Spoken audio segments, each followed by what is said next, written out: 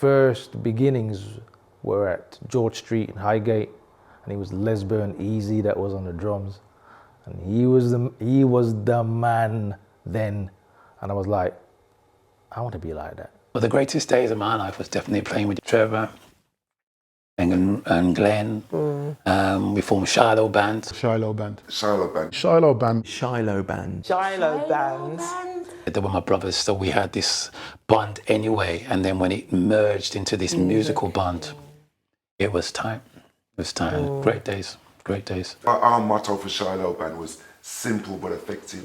Yeah. Do you know what I mean? So give room for another musician to play. That's right. So it all fits as one. That's right. Shiloh Band. So just to show how much we wanted to work together, Prophecy and New T formed a group, or they formed a group and they pulled in some New T musicians, and they got New T BVs.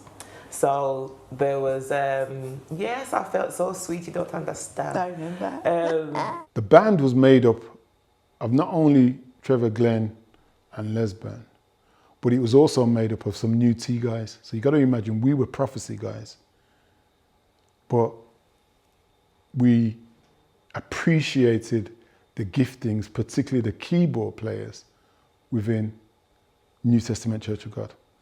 So the keyboard players that played for us was Fitz McIntyre and Gladstone Wilson. New T divide and Wesleyan, and everybody was so divided because of denomination. Even, I think musicians were the first people to break that down, personally. I don't think it was done by pastors, it wasn't done by bishops, it wasn't done by organisations. It was musicians, and I will argue with anybody that it was musicians that broke down those denominational barriers. There were so many different churches. So the Prophecy, Seventh-day Adventist, there was another one in Wolverhampton, I'm trying to remember what they're called, but Jones and Co used to go to that church, can't remember what it's called. Apostolic, New Testament Church of God. There was so many, and we were really, joined up in that way. It was great, really great times. Do you remember Maxine and the Majestics? Yes. I loved Maxine and the Majestics. They were from New Testament in Handsworth.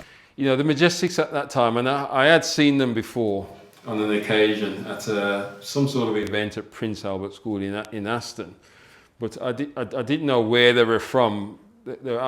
All I knew that this choir was just fantastic. So when we went to George Street and found out, oh, this is kind of like the home of the Majestic Singers, I thought, wow. And we got there September 1979, and they had just released their first album, Free at Last. It was released on the 1st of July 1979. So on the first Sunday when we attended the church, my mum purchased that album. And we brought it home and we listened to it and we thought, this is absolutely fantastic. I think we played it umpteen times every day for that week. And we even said to our mum, when we go back the next Sunday, we're going to buy another one of their albums. To our disappointment, that was the first album. There was no other album. I learned from Carol Riley. Really? Yeah, Carol Riley from the Majestic Choir. That girl could ad-lib, and I used to listen to her intently. She was just a genius. She was an absolute genius. She was a genius. It was so intelligent the way that I used to listen and copy, and Absolutely. Yeah. There was Highgate Choir as well. That was, remember we used to follow them around at all the concerts. The call went out to Pastor McIntyre, who came over from Canada with his children, Pamela McIntyre and Fritz McIntyre. And they were instrumental in putting together the Highgate Gospel Choir. We had probably the biggest chance to cross over into the mainstream, because at the time there were a lot of pop artists using choirs. John Francis hadn't even arrived on the scene with his choir yet, in terms of, I think they were the first ones that did the pop song with Madness, I think it was.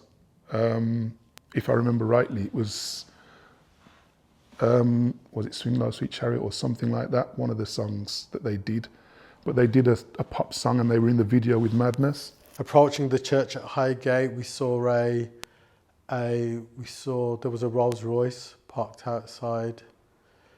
There was a white gentleman when we went into, we just, a little side section of the church, because Highgate Church was massive. So we were just in one section of it where we do choir rehearsal. And then a white gentleman was sitting at the front with Pam, the choir director, and another gentleman by the name of Labi Sifri, who played us a demo of a song called Something Inside So Strong. And not a lot of people know that it was Highgate Gospel Choir, because at the time we didn't know a lot about the music business and nobody really wanted to sign a contract as such, but you know yourself how big that song is even today and being sung by lots and lots of people. If we knew what we know now, if we knew that then, yeah, we would be, wow, doing a lot more than what we have done today. We sang in what they called the mass choir in the National Youth Conventions back then. And those were actually brilliant days. I'd say those were my formative years and training in terms of singing from song sheets with music on it. Mass choir, to be able to join you needed to be a particular age. So it's a bit different from your local church youth choir. That was Joy trying to avoid the White Sox kids again. Yes. So I was one of the White Sox kids. Yeah, so right. I didn't get in at first. I was very early teen, so you couldn't get in. And you also needed the approval, I think, of your choir director, your local choir director. Which we didn't stand a chance because Joy was also our local choir director. That's why I didn't stand a chance. Well, it was a different person, but I didn't stand a chance either. At our peak, we were maybe 420. At our peak, we had 420 members of the mass choir. But do you remember the national conventions with the mass choir? Just about to say, London. Now that was the choir walk. Which was the song that they the Hallelujah chorus? Yes, that was like. And then we tried to version with Genesis and all of those kind of songs. Oh my life! The Birmingham Mass Choir would be competitive with the London Mass Choir, so that when we had our conventions, you know, we'd be at the back and watch the London choir sing. And we go, we're coming on next, you know, make sure, and Joy would have us drill. We'd drill with our vocal warm-ups and so on, and then we'd go and smash it. The Lord was in there as well somewhere, praise you, Jesus. But it was very much about demonstrating our talents and our ability with our singing. We all I think the thing with us back in those days, we spent so much time doing live work, doing live concerts, doing live this or live that. And we never, recording was kind of just a little way away, you know, just a little distance away. But I remember we'd done this, I think it was in 1988, we'd done this really big choir project where we had some Americans come over, Jerry Thomas, Jerry Q. Perry's, JT Hairston, and a few other folks. And they were quite impressed with what they heard of us. So Joe was involved in it, Hazel was involved, I think Vindel played, I played bass, and a little bit piano on a live recording. And we'd done this live recording, and that for me was like, wow, we're recording something, you know, we're recording something of what we always do, you know, and it was great. Sadly, it never saw the light of day, but I heard that Jerry and them told us at one time that they ran back to America and they're telling like the Clark sisters about these singers in the Midlands, you know, not London, no offense London, but it was they were bigging up what they heard in the Midlands.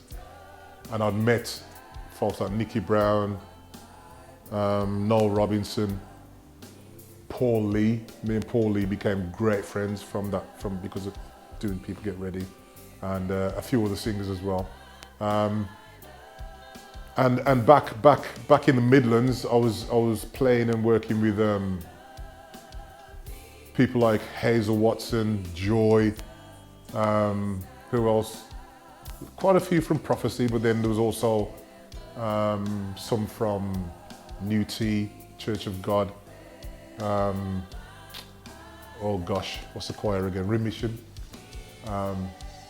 They actually wanted men, because we had in Warsaw we had a good set of tenors, good set of guys who had good lungs basically, and they wanted us, Remission wanted us to sing with them, but we kind of turned it down because we didn't want to get any, you know, crazy man.